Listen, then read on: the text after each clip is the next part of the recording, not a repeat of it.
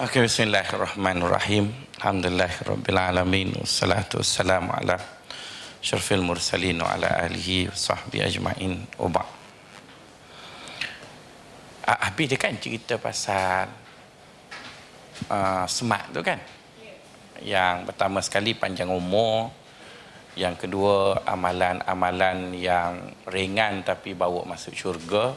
Itu tengok dekat saya punya Facebook lah ya. Kemudian yang ketiganya amalan yang kita buat di dunia kemudian akaunnya berterusan tu kan. Okey, balik pula kepada kitab hikam lama dah tinggal jauh merantau. Kata Tuan Syekh pagi ni, al-ata'u minal khalqi hirmanun wal man'u minallahi ihsanun.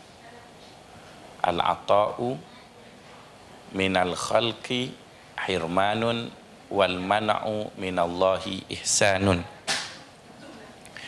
Al-ata' maksud kata Tuan Syekh di sana, ata' tu maksudnya beri, ya, beri. Ataupun juga maksudnya dapat. Ataupun juga maksudnya kita boleh sesuatu.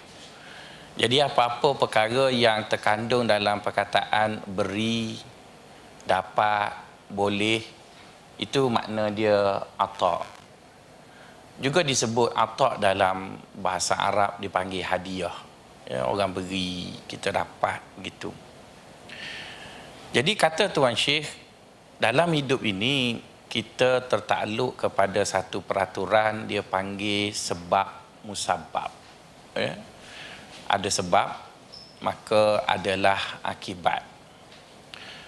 Allah Subhanahu Wa Taala sebagai Tuhan yang Maha Berkuasa, dia mampu je beri pada kita suatu perkara tanpa sebab. Tapi kerana kita duduk di dunia, maka Allah tidak akan melanggar peraturan sebab musabab. Maka sebab itulah kita lihat hanya Maryam sahaja yang diberi makan tanpa kerja. Sedangkan ramai lagi orang baik, Nabi Muhammad baik, tapi tak kerja, tak ada makan, lapar Nabi Muhammad, ikat batu 7 batu kat perut dia. Sebab perut dia kepis. Saya bukan ikat batu, terbuka 8 lubang. Begitu kan. Itu malu nak jadi dengan Nabi tu kan. Jadi nak sebutnya Nabi tu dah baik tapi masih kena kerja baru dapat bahan makan, lepas tu kena makan baru kenyang. Yang hidup tanpa kerja tapi dapat makanan tu Maryam je lah yang kita dengar dalam Quran, yang dia beribadat. Kemudian Zakaria datang bawa makanan, dah ada makanan. Maka itu menunjukkan kepada kita bahawa secara umumnya kita duduk di dunia tertakluk kepada sebab musabab. Jadi oleh kerana itu, bila Allah SWT ingin berikan sesuatu kepada kita, maka Allah SWT dia tak turun dari langit bagi ting gitu, magic begitu ya, tak ada. Dia akan jadikan seseorang sebagai pengantara untuk orang tadi dapat sesuatu. Kita dapat naik pangkat kerana kita rajin kerja dan bos suka. Sebab kalau bos suka malah pun tak naik juga. Kalau rajin saja bos tak suka duk lawan manjang pun tak naik juga. Jadi bos suka dan rajin kerja tu ialah sebab untuk Allah naikkan kita. Tapi kita yakin bahawa Allah SWT boleh je buat di mana tak ada dua-dua tu tiba-tiba naik pangkat. Ada juga. Misalnya bila nak habiskan SSM, ada berbaki jawatan lebih, bagi je lah. Kan ada orang dapat gitu. Jadi nak sebutnya ialah Allah boleh buat apa saja. Jadi kita tak perlu bercakap benda yang Allah tak pasti dia nak buat bila. Kita bercakap benda yang Allah buat seperti biasa. Yang dia nak buat yang kita panggil karamah, yang kita panggil mukjizat, itu tak perlu kita bincang. Sebab benda tu kita tak tahu dia nak bagi bila. Kita tak tahu dia nak bagi bila. Yang kita nak bercakap ialah benda yang boleh kita perkirakan.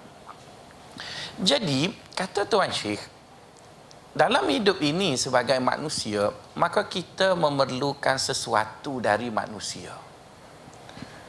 Jadi sesuatu yang kita perlu dari manusia itu, dia ada dua sifat ataupun dua keadaan. Pertama, jika kita perlukan sesuatu dari manusia itu dengan rasa tamak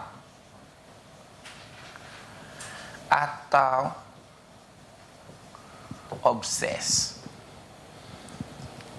Maksudnya orang Kelantan panggil jelak, nak sangat. Kan kita nak satu benda tu, kita dengan penuh rasa tamak dan obses kepada benda tadi, maka nak kepada benda tu tidak salah ya tuan. Misalnya nak naik pangkat itu tak salah. Takkan masuk jadi pensyarah pencing pun pensyarah 45 betul kan? Itu tidak salah nak jadi profesor, itu tidak. Tapi kata Tuan Syekh, jika kamu obses dengan benda tu, naik pangkat, nak beli tudung Farida, tak salah tudung Farida nak pakai pagi raya. Tapi jika kita nak tudung Farida tu dengan penuh obsesi, nak beli kereta baru, tak ada salah pun. Tapi nak kereta baru tu dengan obses, tamak, maka apa saja dunia yang kita nak, apa saja benda kat dunia ni, kita nak dengan obses, maka itu dia panggil pemberian manusia. Pemberian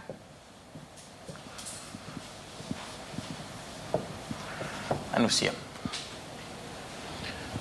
Sebenarnya Allah jugalah yang beri itu kan. Tapi kita namakan dia supaya mudah kita faham. Jadi bila disebut pemberian manusia, bermaksud perkara-perkara di dunia ini yang kita nak dengan penuh obses. Nak nikah dengan orang comel. Biasa je, apa salahnya nikah dengan orang perempuan cantik. Tapi beza di antara kahwin dengan orang perempuan cantik, ada kat kahwin, tak ada, tak apa. Dengan obses sangat. Kan? Cukup kecewa sebab Felixia ada boyfriend. Betul kan? Wah, itu kan lain. Kalau Felixia tu nak alhamdulillah. Itu cerita lain, betul kan? Jadi yang obses tu maksudnya. Jadi bila orang tadi inginkan sesuatu perkara dunia dengan obsesi tadi, maka orang tasawuf kata itu dia panggil pemberian manusia. Jadi kata dia, jika kamu duduk di dunia ini, kamu sering dapat pemberian manusia, maka kamu akan mendapat satu akibat. Akibatnya iaitu rugi. Ya, akibat dia ialah rugi. Mari kita berfikir dengan matematik orang tasawuf. Kenapa dia kata dapat rugi? Sepatutnya dapat tu untunglah kan, dah dapat. Kenapa dapat rugi? Kata dia begini, setiap perkara dicipta oleh Allah, dia ada tujuan. Allah buat satu benda tadi, dia ada tujuan. Misalnya Allah buat hujan. Apa sebenarnya dari hujan tu? Tujuan hujan. Tujuan hujan ialah menghidupkan bumi. Tapi bila orang obses dengan bilangan hujan yang banyak, maka hujan tidak lagi menghidupkan bumi tetapi menenggelamkan bumi. Maka sebab itu kita jangan berdoa nak hujan banyak. Sebab siapa yang lalu dekat MR2 construction tenggelam dekat jalan Kuching tu kan. Sebab hujan tu banyak. Jadi banyak tu merugikan dia. Jadi orang yang kenal Allah, dia tak akan doa banyak. Dia tak kata, ya Allah bagilah pada aku hujan yang mencurah-curah. Dia tak doa gitu.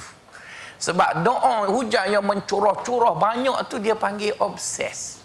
Jadi kalaunya turun sungguh, kebetulan kereta kita pula parking dekat gate KL, tenggelam, beranyuk. Jadi rugi. Sebab dia obses lah. Duit RM tu. Apa tujuan duit? Tujuan duit ialah memudahkan hidup kita. Tapi tiap-tiap kali doa lepas baca Yasin malam Jumaat, ya Allah berilah aku pitih banyak. Dia nak banyak, tak cukup 500 najib ni. Begitu banyak, penuh mulut-mulut banyak. Adik dia dapatlah banyak. Mungkin dia dapat banyak, tapi rumah dia ada alam. Kena pasal takut orang ambil duit ni, kucing lompat sikit. Cung. Payah anak dia kena culik ke orang, dua minggu tak boleh mari kerja. Duit banyak. Tapi sakit jiwa buat apa? Tapi yang kita nak bukan banyak tu. Kita nak ada duit, kita senang hati. Okeylah, kita senang hati. Okey, kita tanya, kereta apa tujuan kereta? Kereta ialah memberi keselesaan dan menyampaikan kita dari satu destinasi ke destinasi yang lain. Betul kan? Saya suka pakai istilah start hidup, break berhenti. Kan itu kereta. Tapi kalau orang tu obses dengan kereta, tukar tiap-tiap tahun. Tiap-tiap hari duk tengok mudah dok mai. Duk tengok iklan kereta. Jadi dia dapat. Tapi dia rugi. Orang tu obses dengan kerja. Kerja. Akhirnya bini mati sebab tu lelaki tak balik misalnya. Bini dah beci, serabut kerja 24 jam daripada mula jadi apa panggil slab sampailah profesor terti balik rumah ke kerja. Akhir sekali tinggallah dia dalam laboratory ataupun di meja kerjanya. Jadi nak sebutnya tuan-tuan, itu dia panggil dapat satu benda dengan obses. Ada satu cerita yang melucu kan. Satu hari saya pergi dinner sekolah isteri saya. Jadi tengah-tengah dinner dia sekolah tu dia kena pakai baju konsep apa benda, tahu bila pergi itu dia suruh pakai baju purba kala. Pelik sungguh. Gak ustazah nak pakai gapo purba kala. Jadi gitulah. Jadi saya tak pakai lah, mungkin saya bukan sekolah tu, bini saya pakai kain jubah biasa kat dalam, lepas tu dia guting-guting kain. Gitulah lebih kurang. Gila, bukan dinner high tea. Tiba-tiba datang seorang perempuan India. Gitu macam ya bada-badu saya. Dah lah pakaian purba ya bada-badu tu kan dia pakai gitu. Lepas tu mari high tea. Takdir Allah, saya duduk sebelah suami dia sebab dia letak setepak yang bukan cikgu tu, duduk sekali. Suami dia India. Saya kata, itu isteri awak. Wah, beruntung awak dapat dia. Dia kata, betul ke beruntung? Kenapa awak tanya? Jadi kita kata dia beruntung, dia tanya kita balik, beruntung, betul kau beruntung? Lah, itu kan isteri kamu, takkan tak beruntung? Dia kata, memang mula-mula saya kahwin dengan dia, saya beruntung sangat. Semua orang suka dekat dia. Tapi orang suka kat dia, tak suka kat saya. Aku dah nak gelak lah. Lepas tu dia tanya saya, kamu ada anak berapa? Anak 3 orang. Kamu lagi beruntung. Kenapa pula? Isteri saya tak nak beranak sebab takut hilang slimnya. Betul kan? Jadi bererti kesian lelaki India tu dapatlah perempuan cantik tapi tak dapat ibu kepada anak. Sebab dia obses nak cantik, dia dapatlah. Pegang tak boleh tengok. Kan tunggu nak bini nak tidur malam make up setengah jam tu lelaki jenera dah. Sana tak dapat apa. Boleh tengok saja. Jadi tu dia panggil obses. Dia obses.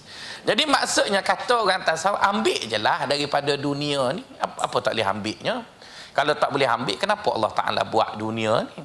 Cuma dia pesan kat kita, ambillah daripada apa yang kamu nak dari dunia ini. Cuma pesan satu je, jangan obses. Ada lah. Tak ada, sudahlah. Okey. Tuan-tuan dan sahabat-sahabat sekalian, mari kita tengok kenapa obses itu membawa kepada rugi. Dia ada formula, ya.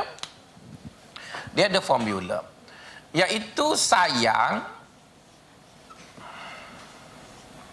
ataupun obses tadi, dia membawa kepada tamak.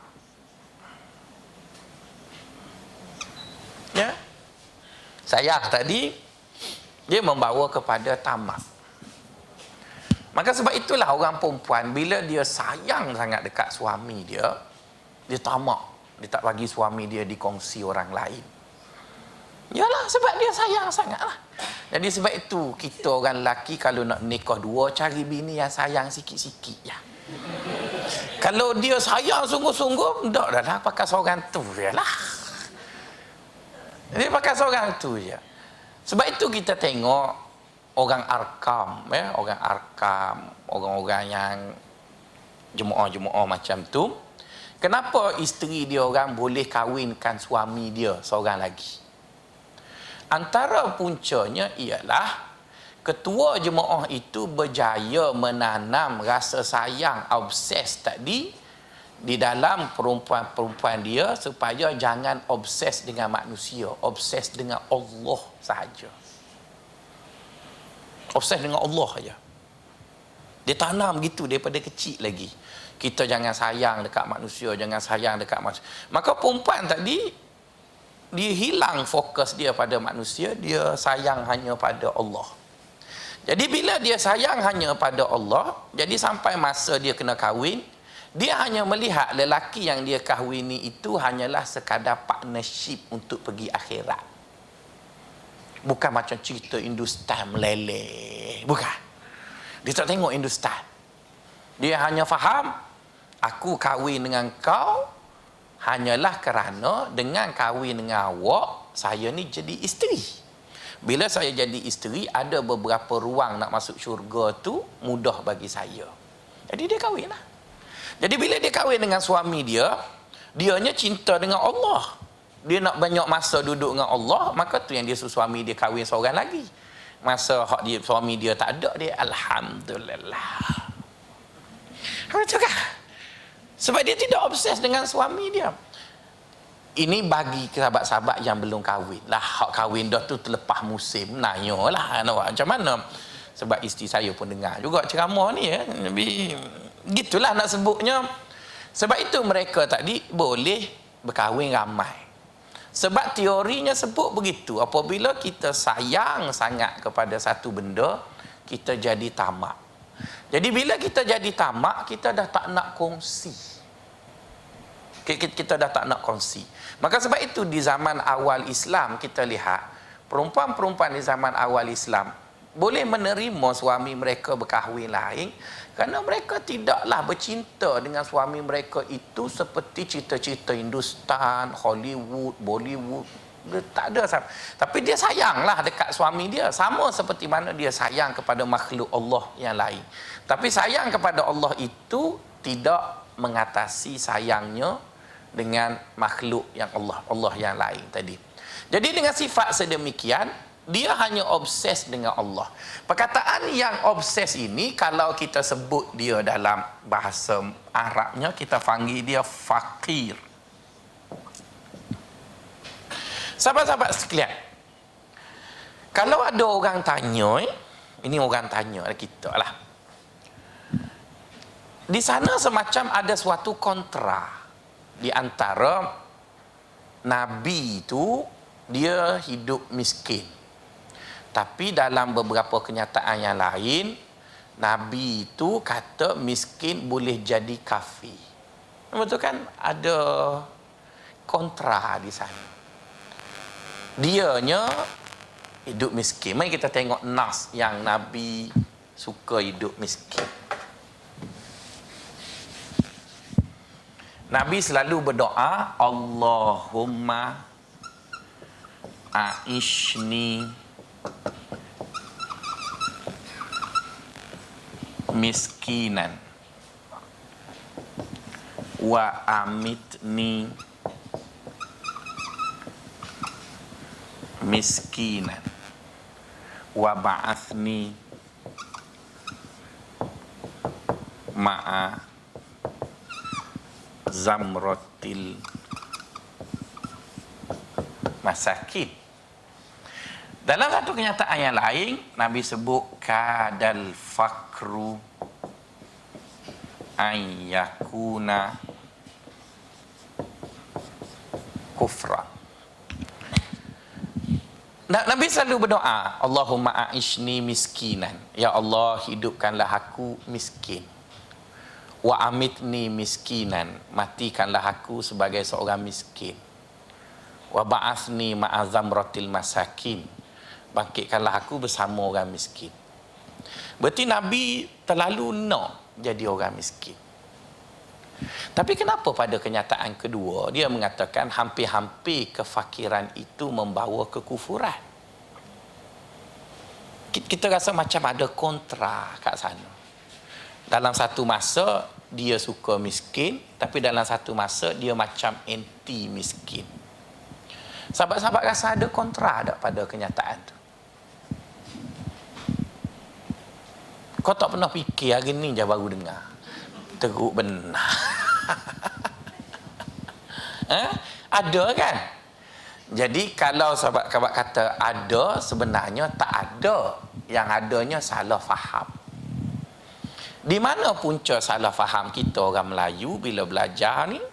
Orang Melayu ni dia ada satu perangai tak elok, iaitu dia suka tambah.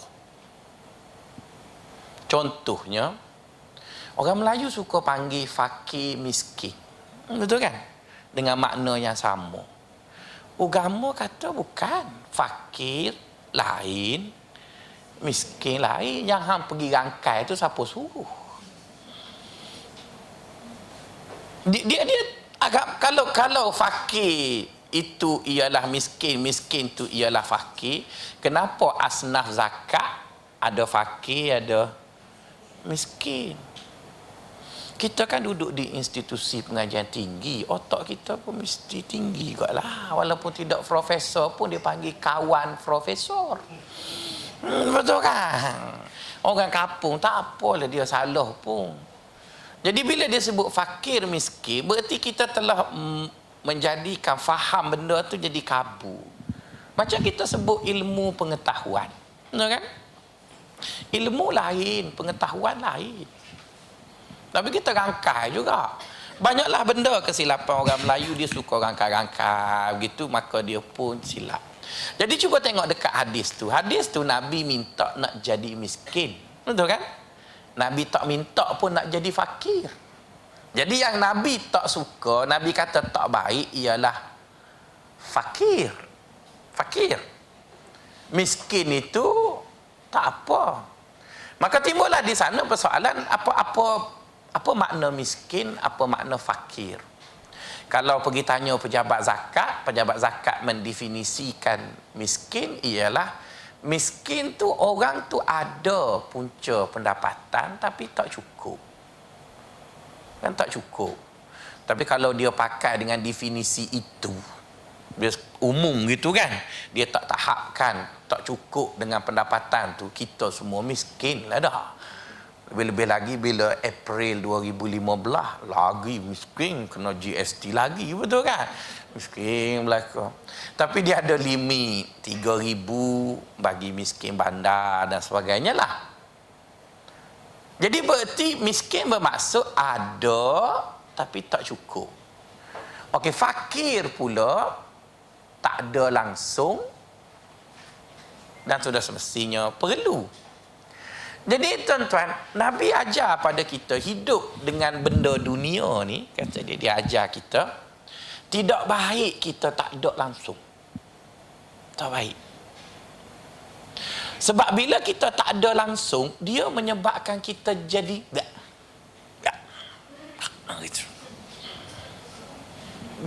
sebab kita tak ada langsung. Misalnya, kita ni orang tak pernah puji. Betul kan?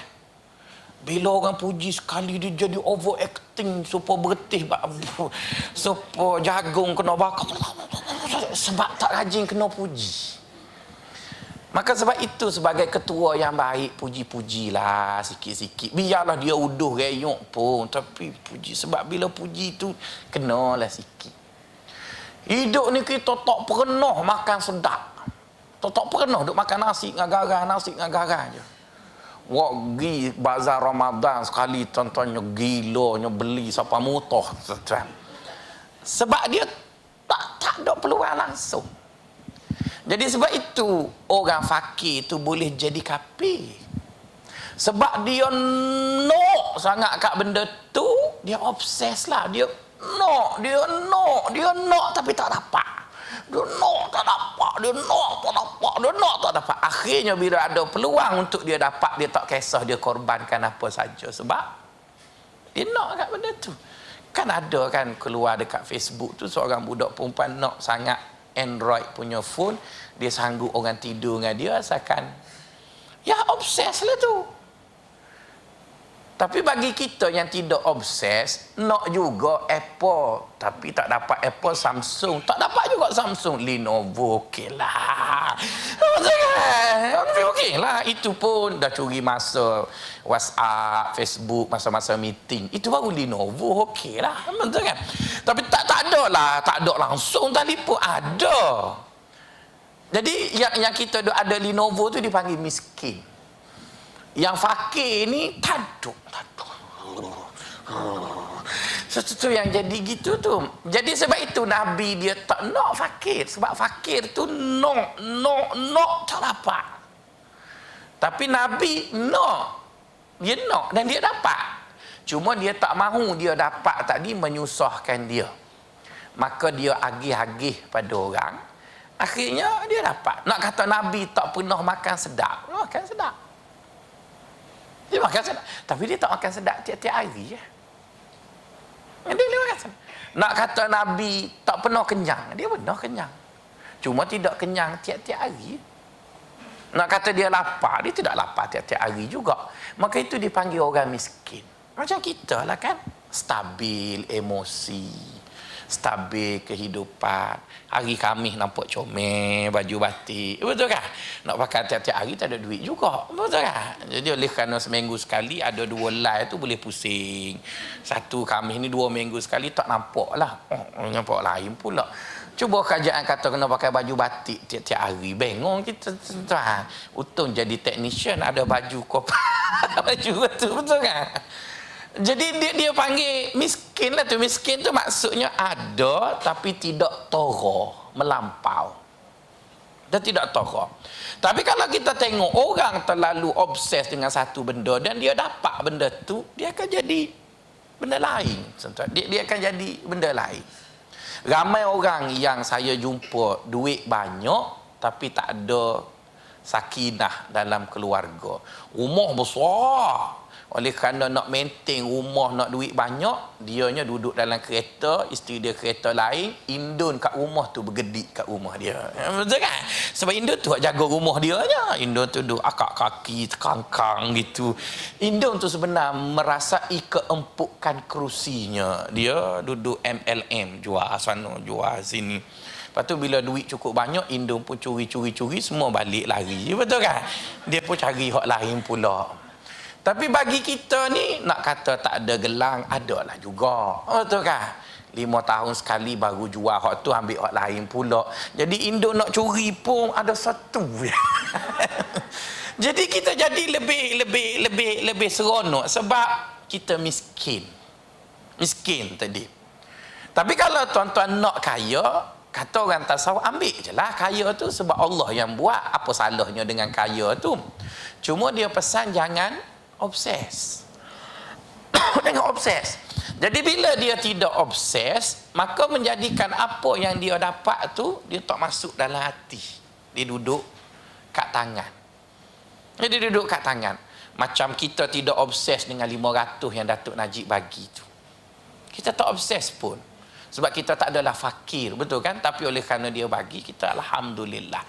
Cuba tengok, bila kita tidak obses dengan 500 tu, kita akan fikir balik raya 100 buat duit raya. Kita akan fikir gitu, 100 nak buat duit raya. 400 lagi, 200 bak beri makanan, daging, mak nak buat atau ini. 200 lagi tukar langsir kat rumah mak apa itu. Jadi kita dilihat anak yang baik. Bukan pakai duit kita pun, duit Datuk Najib yang baginya.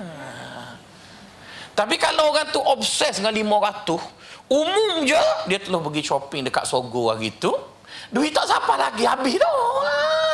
Betul kan, habis dah. Tiba-tiba Datuk Najib kata tangguh pergi sebulan lagi.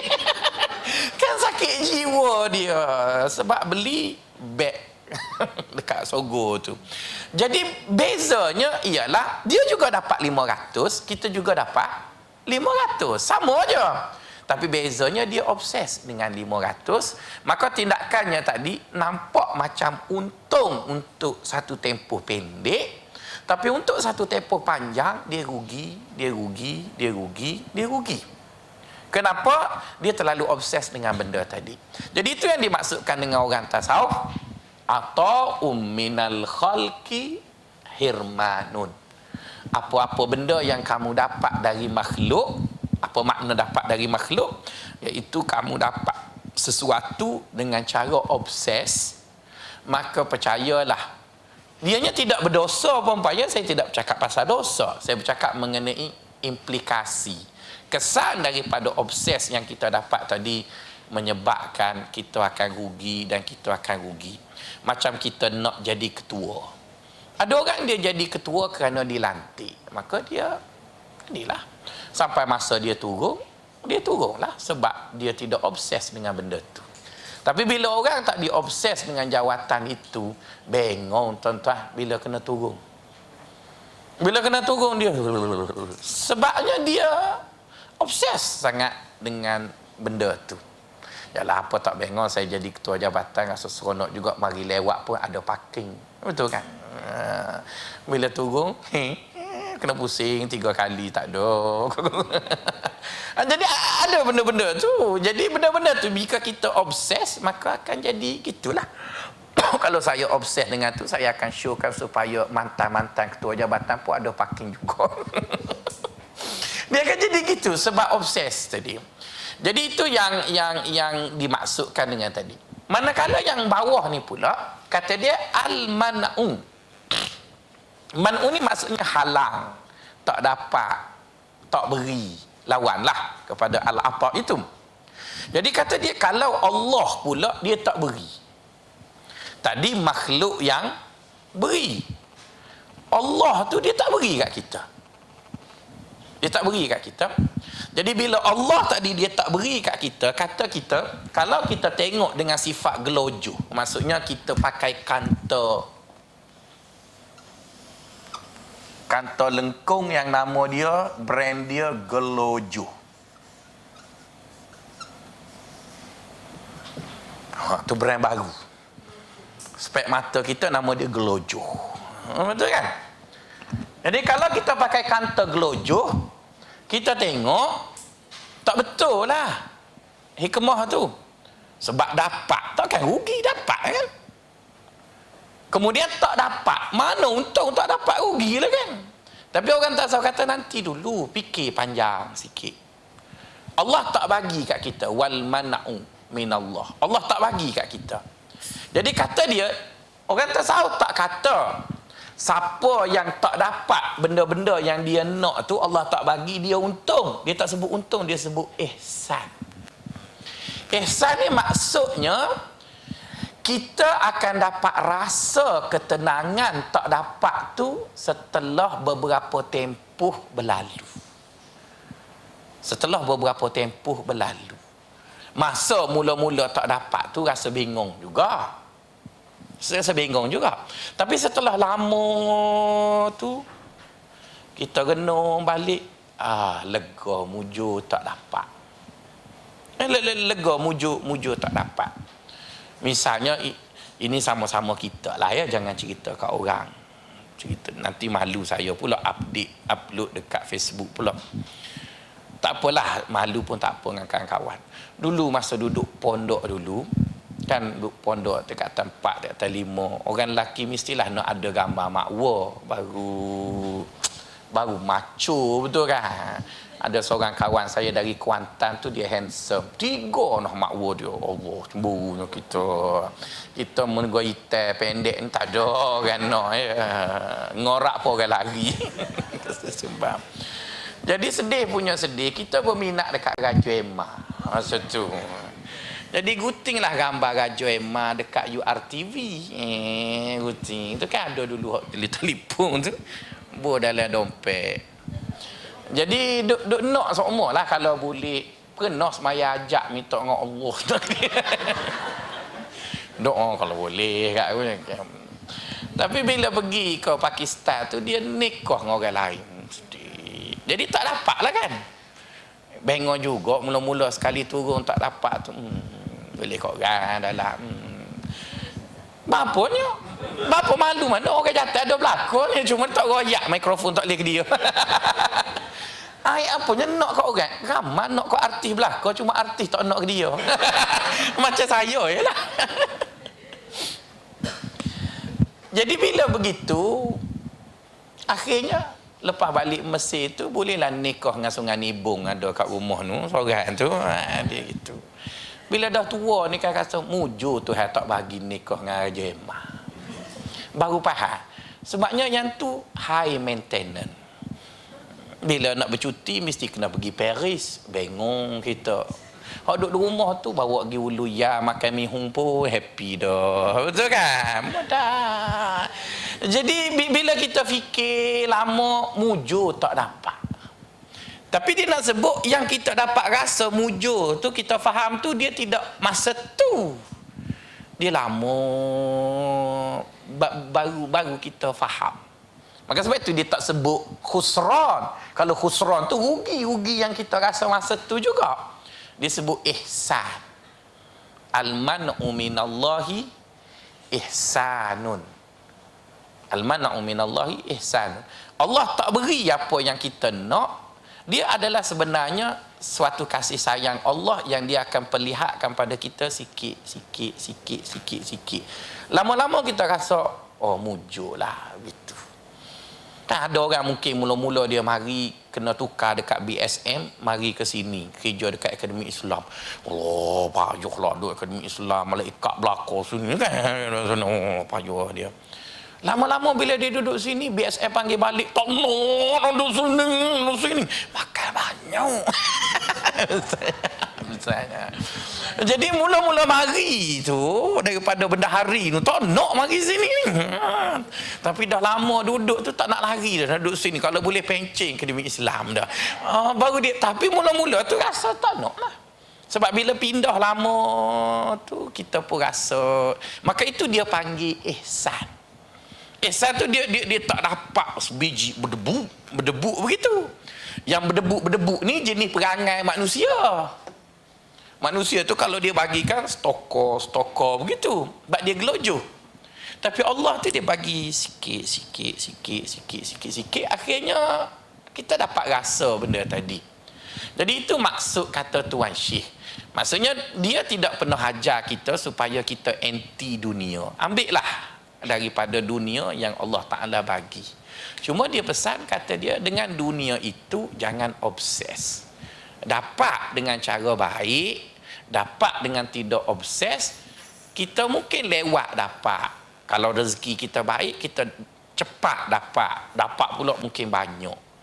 Tapi apa yang kita dapat tadi, kita tidak obses dengannya, maka kita mampu mengaturnya dengan baik.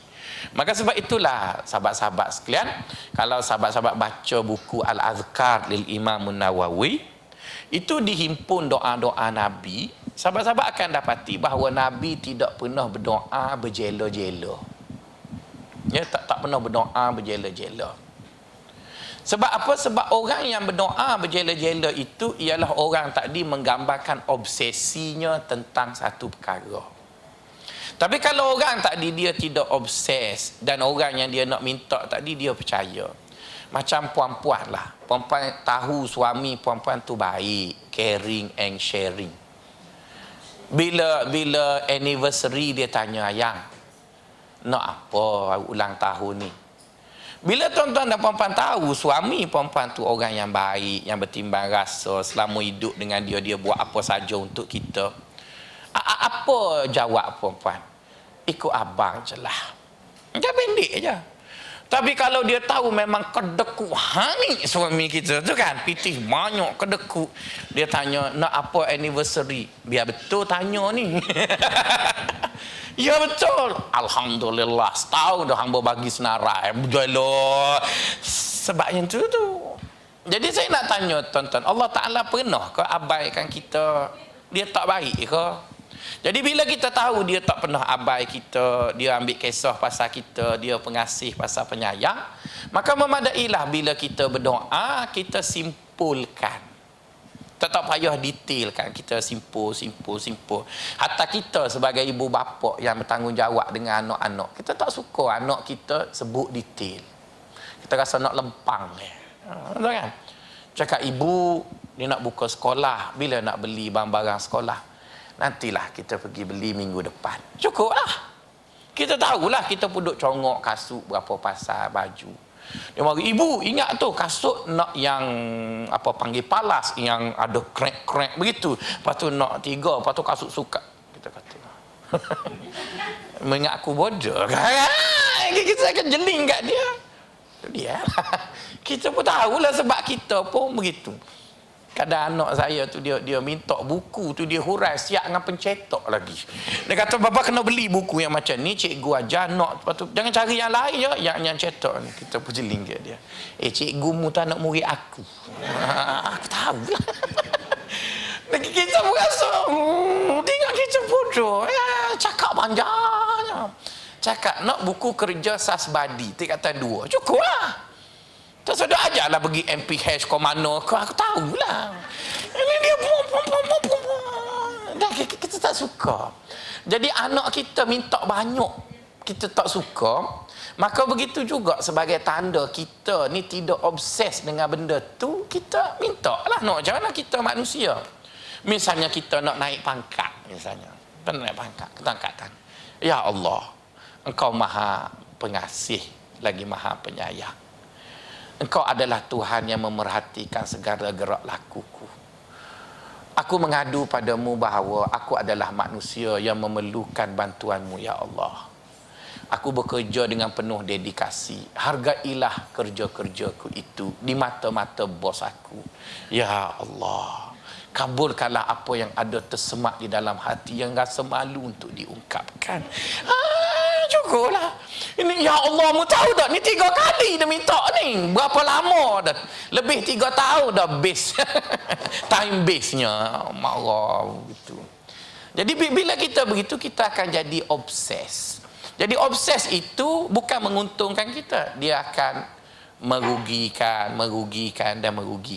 Jadi itu kata orang tasawuf, al-ata'u minal khalqi hirmanun.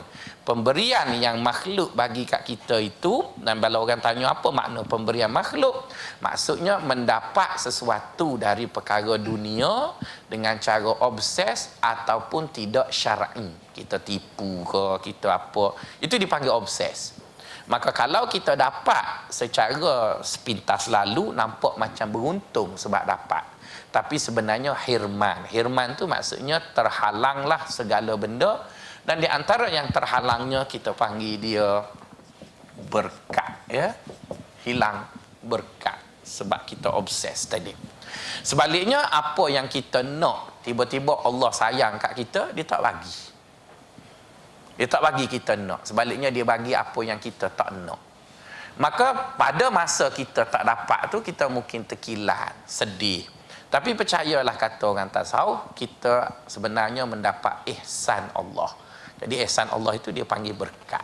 Okey sahabat-sahabat, saya rasa saya pernah tak hurai dekat sahabat-sahabat hari itu apa makna berkat. Berkat apa makna berkat? Berkat apa makna berkat?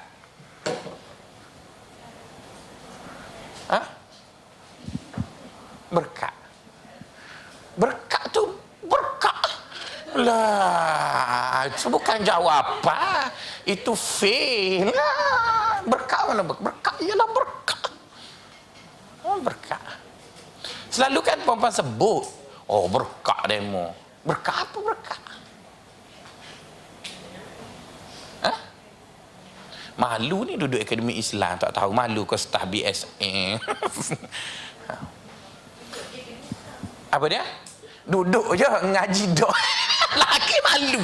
Jangan ngaku. Berkat apa mana berkat? Sebutlah salah tak apa, tak masuk dengan aku pun.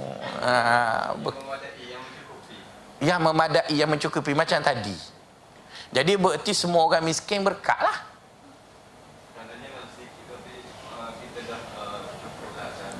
Habis kalau orang kaya tak berkat lah.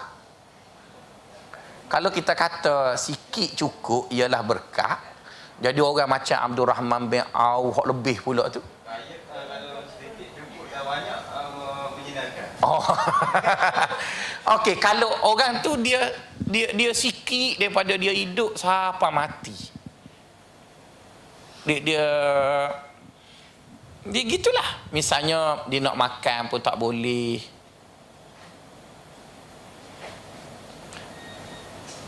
Jadi ukuran tu saya tahu ya, sebab saya pun bengong dalam mencari definisi berkat.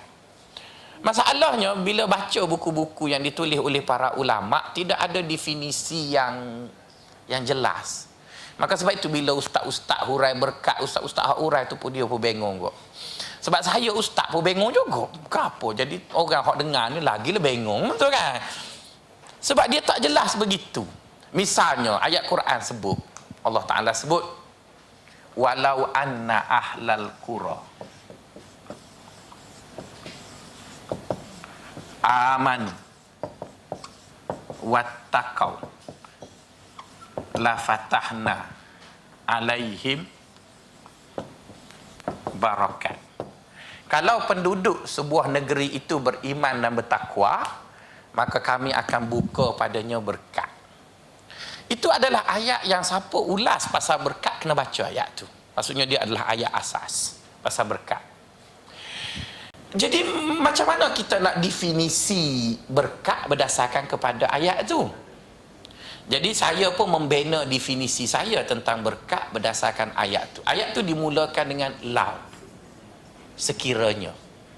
Jadi bila disebut sekiranya, bererti berkat itu bukan asasi. Dia ialah siapa buat dia dapat, siapa tak buat saya dapat. Maksudnya Allah tidak beri berkat pada semua orang. Jadi bila Allah tidak beri berkat pada semua orang, kita akan tanya Allah beri apa dekat semua orang? Allah beri apa dekat semua orang? Semua orang dapat apa benda? Rezeki. Pandai. Jadi berarti berkat bukan rezeki. Rezeki semua orang dapat. Buktinya Nabi sebut apabila manusia itu berumur 120 hari akan datang seorang malaikat menulis 4 perkara. Salah satunya rezeki. Jadi semua orang dapat rezeki. Dia kafir ke, dia Islam ke, dia dapat rezeki. Tapi Allah tak pernah tulis berkat. Jadi berkat ialah usaha.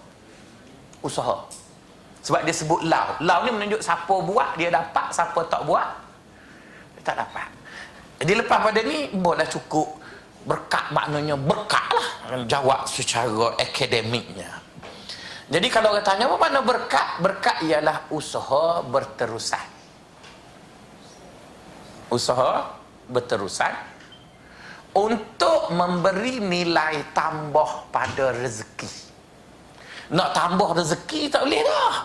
Sebab kalau kita kata nak tambah rezeki, jadi Allah tu tak pandai lah, kita pandai pada Allah. Dia tulis dah rezeki tu, dia takkan bertambah pada rezeki. Yang bertambah pada rezeki ialah berkat.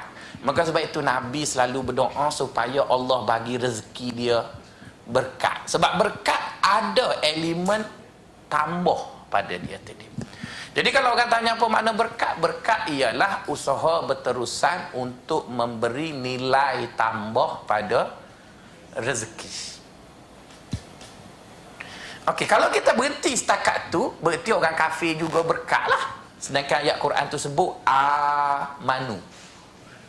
Berarti berkat hanya untuk orang Islam je. Kalau kita kata Cina tu berkat, dia pergi kuih sokmok, tak boleh sebab dia kapiak. Berkat itu mesti beriman dulu. Mesti beriman. Jadi kita pun tambah lagi, berkat bermaksud usaha yang berterusan. Untuk memberi nilai tambah dalam rezeki dengan mengambil kira Allah. Ambil kira Allah. Dengan mengambil kira Allah dan mengikut peraturan. Itu definisi yang saya bina setelah bertahun-tahun cari definisi. Maksudnya ada 3 elemen. Bila orang sebut berkat, ada 3 elemen. Pertama, bila sebut berkat, dia mesti usaha. Siapa tak buat, tak dapat berkat. Yang kedua, agama. Maksudnya kena ada elemen Allah dalam usaha tadi. Yang ketiga, ikut peraturan. Jadi kalau kita buat satu benda dekat dunia tak ikut peraturan, tak adalah berkat. Tak adalah berkat tu. Tapi kalau orang tu ikut peraturan tapi dia kafir, juga tak ada berkat. Jadi berkat bermaksud suatu benda, satu ketentuan yang Allah beri kat kita, kita memberi nilai tambah padanya. Sebagai contoh, Allah bagi kita makan. Ya, Allah bagi kita makan, iaitu Allah bagi rezeki kita makan nasi sepinggan. Jadi berdasarkan rezeki yang diberi itu, kita pun sumbat. Maka kita pun dapatlah efek daripada sumbat tadi, kenyang. Sebelum kenyang, sedap. Betul kan? Jadi sedap dan kenyang tu siapa-siapa sumbat semua dapat. Dia kafir ke, dia Islam ke, dia Melayu ke, dia India, dia Bengali ke, sumbat siapa sini sedap. Gogok sini gelup, kenyang. Ambil lah kan? 2 jam lepas tu begok. Habis lah. Itu sama je kan? Maksudnya siapa-siapa pun akan dapat. Siapa-siapa pun akan dapat. Tapi bila kita sebut nak berkat, kita akan fikir macam mana nak jadikan proses penyumbatan tadi dia berkat, dia ada nilai tambah. Bukan bermaksud bila kita buat proses tu maka nasi kita sepinggan dia jadi bluk 2. Dia tak jadi 2, dia kekal dengan satu tu je. Macam saya selalu isi minyak dekat Petronas. Saya ada loyalty card Petronas tu dah masuk tahun ke-18 dah. Tapi kereta saya tak pernah bertukar jadi BMW kan, iklan Petronas kan. Dia isi SIM tukar. Aku bubuk kadang-kadang pejar buka. Tu juga tukar-tukar. Kadang-kadang nak tukar pergi ke share dah. Jadi nak sebutnya berkat bukan menjadikan sumbat tadi kat sini dia berasa sedap 8 kali ganda, kemudian tak. Dia. Tapi bagaimana nak jadikan dia berkat? Maka kita kena ambil kira agama. Jadi bila ambil kira agama, sebelum sumbat tu baca doa. Betul kan? Kita ambil kira Allah lah tu. Sebelum kita masuk kan, sebelum baca doa lagi pun tanya dia halal ke tidak. Makan dengan tangan kanan. Betul kan? Jadi dengan kita buat macam tu, nasi kita dengan nasi India yang sebelah tu sama je. Benda-benda sama je. Dia kenyang, kita kenyang. Dia sedap, kita sedap, sama je. Yang boleh kita tambah nilai dari kenyang dan sedap tadi, iaitu dia jadi kita pahala. Bawa. Tu dia panggil berkat tu. Maka oleh kerana itu makna berkat, maka saya tak boleh sebut berkat ialah tambah. Sebab benda tu tak jadi tambah pun. Maka dia hanya dipanggil memberi nilai tambah. Macam budak-budak kita lah, budak-budak Melayu duduk di Melaya ni, semua dengan Cina, India hak duduk sini, semua duduk 3 tahun setengah. Duduk kat kolej 12, kolej-kolej kat Mesir Melaya. Kenapa ada budak yang rajin? Dia duduk 3 tahun setengah kat sini, dia dapat 4 bahasa. Ada seorang budak Perak yang mak dia kerja housekeeping je dekat hotel pada tahun 2008 hari tu. Dia dapat anugerah pelajar diraja. Dia duduk di Mesir Melaya, dia dapat 5 bahasa. Dapat Mandarin, dapat Tamil, dapat bahasa Inggeris, dapat Perancis. Dia duduk sini je. Dia duduk sini je. Tapi ramai budak akademi Islam mari sini, mari dengan Kelantan, balik pun dengan Kelantan. Tak ada bahasa lain dia dapat. Kenapa dia tak dapat? Dah hari Khamis dah beli tiket nak balik hari Jumaat, tak boleh buat kelas dah akademi Islam. Balik dah. Hari Senin tak boleh buat kelas, pagi tak sapa lagi. Dia duduk Kuala Lumpurnya Selasa, Rabu, Khamis. 4 hari ni bawa ketiak muk duduk gitu. Cerita makan nasi kerabu je lah. Tak jadi tu. Malam-malam. Kenapa lalu dekat library tu cerah je. Tengok Cina, India je duduk situ. Melayu duduk mana tu? Itu yang untung orang kerja library, overtime boleh. Tapi hak cerdiknya duduk Cina. Jadi pada saya tempoh 3 tahun setengah tu sama je. Bezanya bagaimana dia memberi nilai tambah pada 3 tahun setengah tu. Bagaimana dia memberi nilai tambah? Jadi orang lain nilai tambah dia setakat dunia. Kalau orang yang beriman dengan Allah, dunia pun dapat, akhirat pun dapat. Maka sebab itu kita kata berkat ialah memberi nilai tambah pada rezeki. Rezeki tak bertambah dah.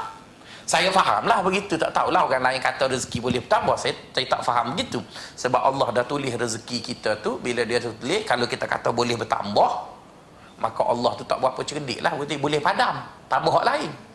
Tapi kalau kita kata tambah berkat, ya berkat itu dia sebut aku tak tulis, dia yang usaha. Maka sebab itu kita lihat Nabi bila dia nak makan, dia baca doa, Allahumma barik lana.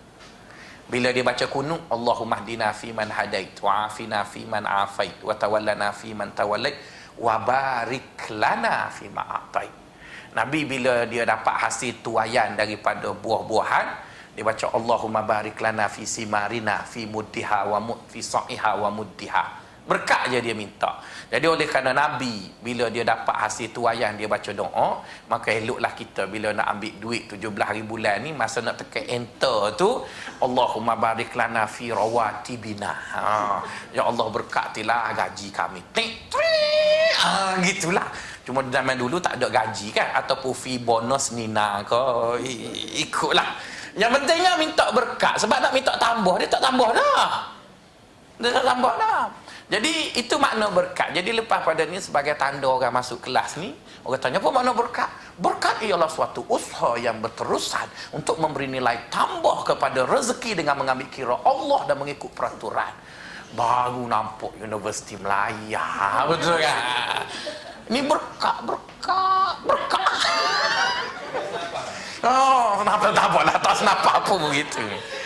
Okey, zakat itu dulu berjumpa pada hari ini. Semoga dapatlah manfaat sikit sebanyak dari kelas ini, dan selamat Ramadan Karim dan selamat Hari Raya. Assalamualaikum warahmatullahi wabarakatuh.